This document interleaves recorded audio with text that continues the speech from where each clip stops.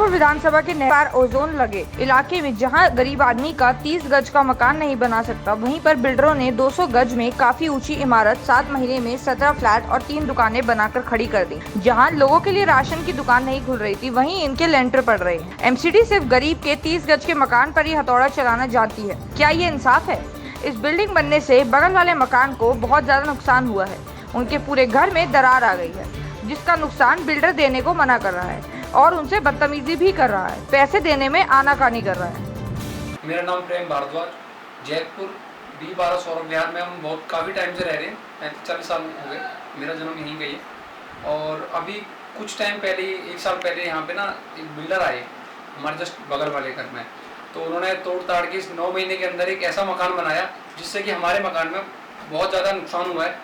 और वो नुकसान कुछ इस कारण हुआ है कि जैसे वो तराई करते थे, 4-4, 5-5, 10-10 घंटे तराई करते थे, उस तराई के कारण भी बहुत हुआ है। फिर उस पे मकान पे 200 गज के मकान पे प्रेशर बनाए, तो उस प्रेशर के कारण हमारा लेंटर और हमारी दीवारें जो भी कुछ है वो बहुत ज़्यादा नुकसान है, वो आप देख भी सकते हैं। प्रेम जी, 9 महीनों की आप बात कर रहे हैं। इन 9 महीनों लगभग कोरोना को चलते चलते ही 1.5 साल हो गया। कोरोना के अंदर कोई भी कंस्ट्रक्शन अलाउड है ही नहीं, तो ये 9 महीने के अंदर बिल्डिंग बनकर तैयार कैसे होगी? ये लॉकडाउन के अंदर ही बनी है, इनका मटेरियल भी आया, लेंटर भी पड़े हैं, सब कुछ इस लॉकडाउन के अंदर 9 महीने के अंदर और 17 फ्लैट, 3 दुकान बनके तैयार भी हो चुके हैं इनके, उसमें रहना सहना भी स्टार्ट कर दिया है। ये कौन सी जगह है, प्रॉपर जगह का बता दें नाम, ताकि ओजोन में आती है या नहीं आती है? ये जैतपुर जो कॉलोनी है और खड्डा कॉलोनी है, पूरा ओजोन नहर पार से जो इधर एरिया है मीठापुर जैतपुर, ये पूरा ओजोन में आता है।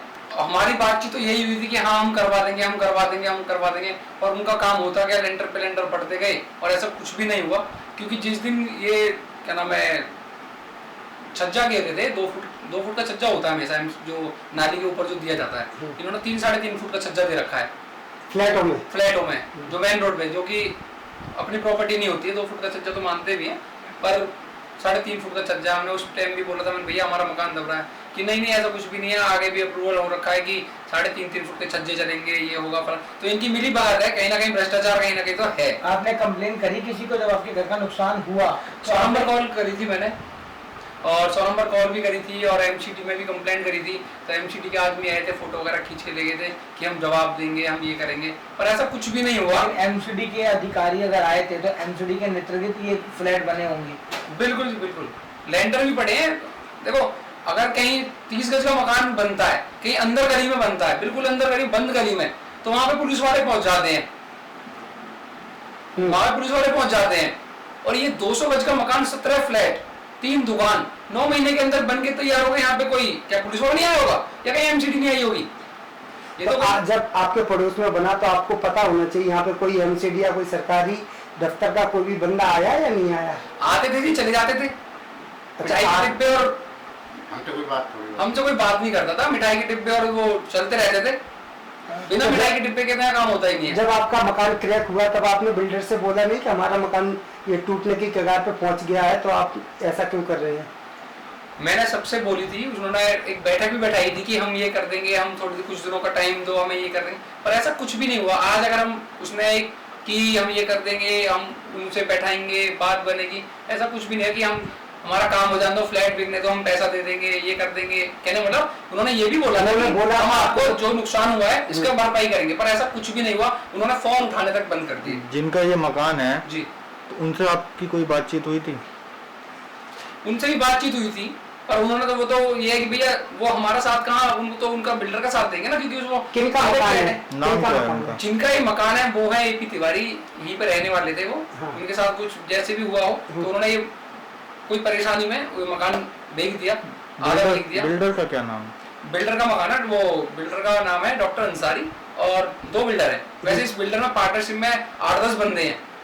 अच्छा, मैं अंसारी नाम और एक कपिल और नगर। हाँ, आपने इनसे बात करी तब उन्होंने बोला कि आपका जो नुकसान हुआ उसका मुआवजा की भरपाई कर देंगे। लेकिन जब इनका मकान कंप्लीट होने की कगार पर हो गया तब इन्होंने मना कर दिया। अब क्या मना कर दिया या क्या कह रहे हैं? फोन उठाने बंद कर दिए जी, कर रहे हैं। जैसा कि हमें पता चला है कि कल आपकी उनकी बहसा-बहसी भी हुई थी और आपको मतलब उन्होंने आपके खिलाफ कंप्लेन भी किया था। तो क्या मामला क्या हुआ था कल? उसमें मामला यही है जी, क्या नाम है, हमने अपने बोला उनसे भैया करो, तो उन्होंने ये जो चेक हमारे दे रखे थे कि हम ये चेक को उस टाइम डालना, ये करना, तो वो चेक बाउंस हो गया। अच्छा, उन्होंने आपको चेक दे रखे थे? गारंटी कि हम ये कर देंगे। कितने का चेक दिया कितने था? चेक दिए? उन्होंने दिया था 3 लाख रुपए का एक चेक। एक चेक दिया था या दो? कैसे? 3 चेक थे। 3 लाख? एक 451 का था, एक 2 का था, एक 3 का था। तो आपने वो चेक डाले? वो डाले थे, और जो 3 लाख वाला जो था वो बाउंस हो गया। बाकी दोनों वो दोनों वो क्लियर हो गए थे। क्लियर हो गए थे, मतलब आपको 2 चेक का पैसा मिल चुका है, 3 लाख रुपए आपका पेंडिंग है। हाँ, तो उन्होंने मेरे से ये भी बोला था कि क्या नाम है, आप टेंशन मत लो, कोई दिक्कत वाली बात नहीं है। तो मैंने सोचा ठीक है भैया, कोई दिक्कत वाली बात नहीं है। तो कल अचानक से इसमें घर में काम चल रहा था, हथौड़े से दम दम की आवाज आ रही थी, तो टाइल्स टूट के गिरने लग गई। आपके मकान की? हमारे मकान की। तो हमने जाके बोला, मैंने भैया टाइल वाइल थोड़ा हथौड़ी से कर लो, क्योंकि वो बड़े वाले उससे हथौड़े से काम कर रहे थे, दीवार तोड़ रहे थे, तो उससे ज्यादा वाइब्रेशन हो रहा था मकान, तो टाइल टूट के गिर रही थी। तो मैंने जाके बोला, मैंने भैया ऐसा मत करो। तो उन्होंने कोई ना सुनी कर दी। फिर उसने बिल्डर को बुलाया, ऐसे बिल्डर आता ही नहीं था, तो फिर बिल्डर भी आया, फिर उसने वही कहा सुनी होगी फिर आपसे और बिल्डर से? जी। तो जहाँ पे मकान बन गया ओजोन के अंदर 9 महीने के अंदर, तो उनकी तो संबंध बहुत अच्छे हो गए ना, नहीं, जब नेताओं के भी और प्रशासन के भी। अच्छा, आपकी इसमें गलती नहीं है? कुछ आपको लगता नहीं है जब ये मकान बन रहा था तभी आपको कंप्लेंट लिखित में देनी थी? जी, बस लालच में आ गया? उसमें नहीं, लालच में तो नहीं आई। लालच तो वो होता है कि हम तो उससे कहते कि हमारा नया मकान बना के दे।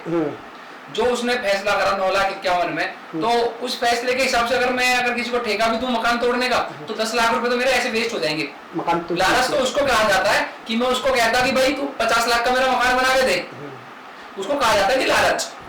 मैंने तो उससे उसने बोली थी मैं रिपेयरिंग करवा सकता हूँ, तो उसकी रिपेयरिंग उसके मुंह से 9 लाख के करीब बैठी थी कि रिपेयरिंग इतने की बैठेगी, क्योंकि मैं वो भी कह रहा कि मैं गरीब हूँ, फलाना हूँ, ढिकाना हूँ, मैं नहीं बनवा सकता। तो हमने रिपेयरिंग भी, तुमने चलो भैया कोई बात नहीं, कुछ हम खर्च करेंगे, कुछ तू खर्च करेगा भैया। चाहते क्या है आप? चाहते यही है अब तो, अगर जैसे वो फोन उठाने उसके बंद हो गए और वो पावर में दिखा रहा है कि मेरा ये नेता है, मेरा परेशानी तो यही भैया, हम तो ठीक ठाक रह गए, जैसे तैसे हमने अपना मकान बनवाया, और इनके बनते ही हमारे नुकसान इतना होगा भैया, हमारे बालकन को भी डर है। वो कह रहे हैं कि 2 चेक दे चुके हैं, 2 आपको आधा पैसा मिल चुका है, आधा पैसा नहीं मिला है। हाँ, तो आप क्या चाहते हैं? हमें तो भैया हमको मकान चाहिए ठीक ठाक। ठीक ठाक मकान बनवा दे, आपको पैसे की जरूरत नहीं है? जरूरत। और वो बनवा के नहीं दे रहा है? नहीं। क्या कह रहा है? वो जो कह रहा है ना, मैं अब कोई चक्कर नहीं है अब। अच्छा। हाँ, तो बिल्डर को आपने शिकायत करी है? कई दफे करिए। क्या बोलता है? वो कह रहे हमें कोई मतलब नहीं है ना, अपने आप करो तुम जो करो। आप यहाँ पे कब से रह रहे हैं इस मकान में? हम तो भैया 90 से रह रहे हैं इसमें।